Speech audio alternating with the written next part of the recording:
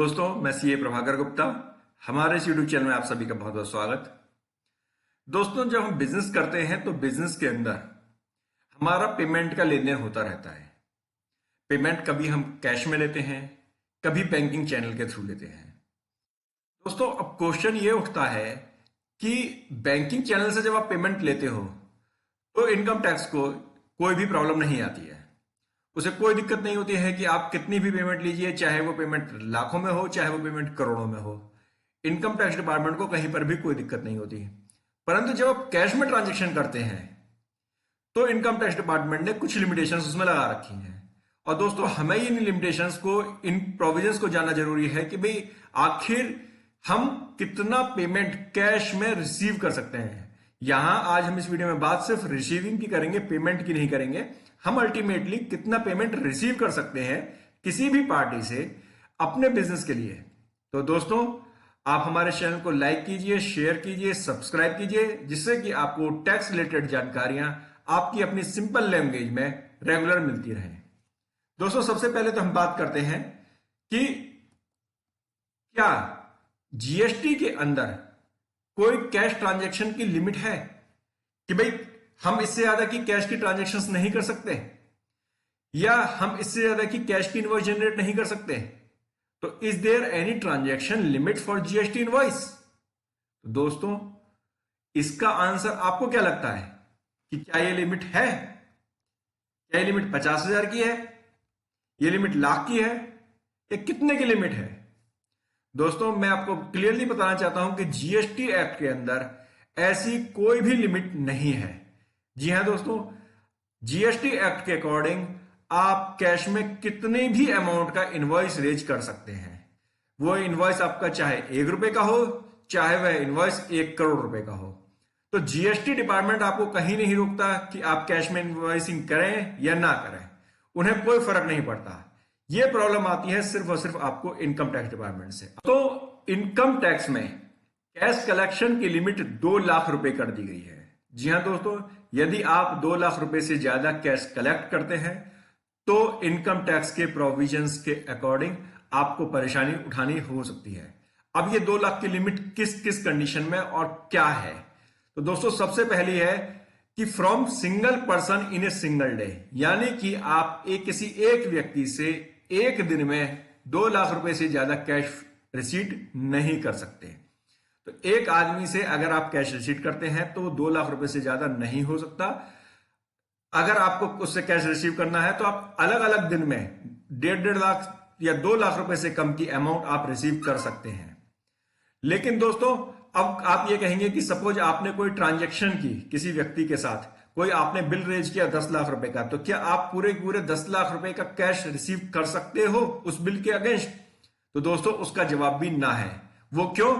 क्योंकि from single person in multiple days for a single transaction, यानी कि आप, पहला पॉइंट तो यह था कि आप एक व्यक्ति से एक दिन में 2 लाख नहीं ले सकते, लेकिन आप एक ट्रांजैक्शन के अगेंस्ट, अगर आपने कोई एक ट्रांजैक्शन हुई, एक इनवॉइस आपकी हुई, उस इनवॉइस के अगेंस्ट आप मल्टीपल डेज में, अलग अलग दिन में भी एक आदमी से पेमेंट रिसीव नहीं कर सकते टोटल 2 लाख से ज्यादा। मींस सपोज आपका इनवॉइस 10 लाख रुपए का था, तो आप ऐसा नहीं कर सकते कि जी मैं 1.5 लाख रुपए करके मैं 6-7 दिन के अंदर मैं सारा पेमेंट कलेक्ट कर लूं। नहीं, आपने कि एक इनवॉइस 10 लाख रुपए की थी, आपने सपोज पहले दिन आपने 1 लाख रुपए कैश लिया, दूसरे दिन यदि आपने 1.5 लाख रुपए कैश रिसीव किया तो लिमिट आपकी 2 लाख क्रॉस कर गई। आप कैश उससे रिसीव नहीं कर सकते थे। From single person in multiple days for single event, इसका हम आपको एग्जांपल के साथ बताना चाहेंगे कि सपोज आपका बैंक्वेट हॉल है, आपने किसी आदमी को शादी के लिए बैंक्वेट हॉल दिया, उसने 3 दिन के फंक्शन किए। पहले दिन उसका एक फंक्शन था एंगेजमेंट का, दूसरे दिन उसका म्यूजिक का इवेंट था, और तीसरे दिन उसने शादी का फंक्शन था। अब आप अल्टीमेटली आपने उसे एक पूरी शादी के इवेंट के लिए आपने उसे अपना बैंक्वेट हॉल दिया। अब वो अलग अलग दिन के, वो अलग अलग आपने उसके लिए 3 अलग अलग बिल भी रेज कर दिए कि सर ये सगाई का बिल है, ये आपके म्यूजिक सेरेमनी का बिल है, और ये आपका शादी की डेज का बिल है ये। तो उस केस में आप भी कहेंगे कि साहब मेरी तो 3 अलग अलग ट्रांजेक्शन थी, मल्टीपल डेज थे, तो मेरा तो मैं कैश कलेक्ट कर सकता हूं। तो इसका आंसर भी नो है, क्योंकि अल्टीमेटली इवेंट आपका एक था, टोटल मैरिज। आपने उसे मैरिज के लिए आपने उसको अपना बैंक्वेट हॉल दिया था। तो आपने अगर आपने सिंगल पर्सन से मल्टीपल डेज में अलग अलग दिनों में भी टोटल 2 लाख रुपए से ज्यादा कैश रिसीव कर लिया एक इवेंट के लिए, तो भी आप इस वायलेशन में आ जाएंगे।